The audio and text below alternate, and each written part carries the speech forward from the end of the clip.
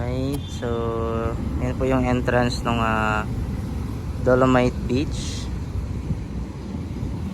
Okay. So meron sila dyang pwedeng upuan side. And then ito na yung beach. Ayan. Meron malaking bato dyan sa Dolomite stone. So napakalinis, no? Napakaganda, ibang iba sa dating itsura talaga ng Dolomite. And then ito yung restroom nila. Sa taas meron silang solar panel, which is installed by Solarens, no? Shout out kay boss sa Solarens. Napakalaking tulong nito. And syempre may aircon 4, split type. Napakaganda. So sulit na sulit, no? Wala naman siyang entrance fee. Bawal lang maligo dito, bawal lang magdala ng pagkain galing sa labas, bawal dalhin papasok, no? And bawal na din magdala syempre, no? Talagang lang to, gusto mo lang mag-relax, gusto mo lang mag unwind with the sea, no? Sa mga mahilig sa dagat dyan, gusto lang manood, ayaw naman maligo, pwede na kayo dito. Napakaganda, no? And then syempre nandito sa likod yung mga nagtataas ang building, right? So yan, napakalinis. Then syempre dito may ginagawang construction site, and hindi ko lang alam kung ano yung tatayo nila dyan. Napakadami ng panel na yan. Simula dito sa bubong na to, so yung buong bubong na yan papalibutan ng nalalagyan ng panel.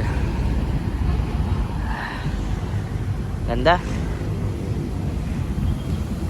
So Dolomite Beach, hindi naman siya, no, hindi naman siya kasing puti ng buhangin sa Boracay, yung mga white sand beach.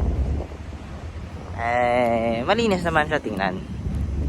Okay, napaka linis tingnan, at the same time, no, marirelax yung tanawin mo. Yung mga bundok bundok. Ito yung mga building, no, na nakapalibot. Siyempre maganda na rin yung tanawin nila, katulad dati na puro bato na malaki. Yan, ito may buhangin na, nakakapaglakad ka na, nakakalapit ka na rin sa tubig. Yung helmet natin doon na iwan.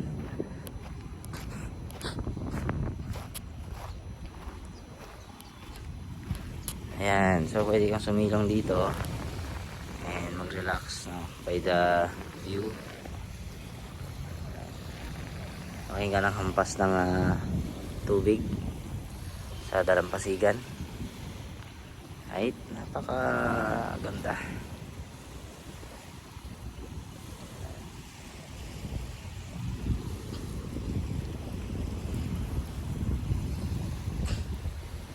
Hindi ko lang alam, no, kung ano yung scientific reason ng mga nagbabash nito, kasi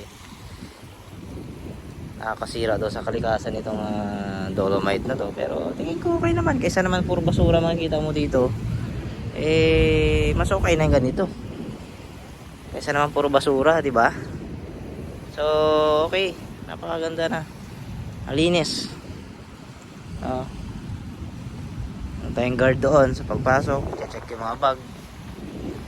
Siyempre may makikita ka mga ilang mga kukulit, no,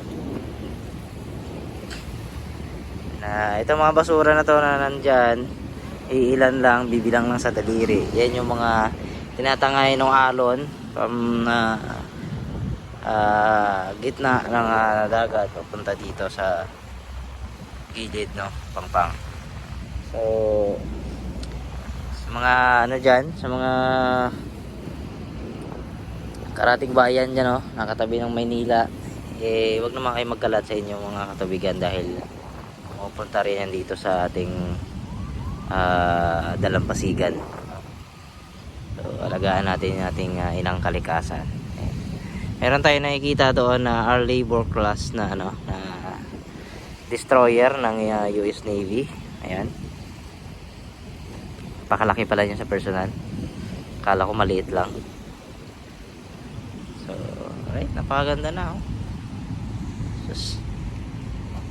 Sige, makita within Metro Manila lang, no? Meron ka ng beach. Hindi nga lang pwedeng maligo, pero okay na. No? Nakaka-relax naman na tingnan. Eh, syempre, kung maghapon ka dito, iitim ka sa ampas ng hangin. Alright, so hanggang dito na lang muna, no? Napaka-relax.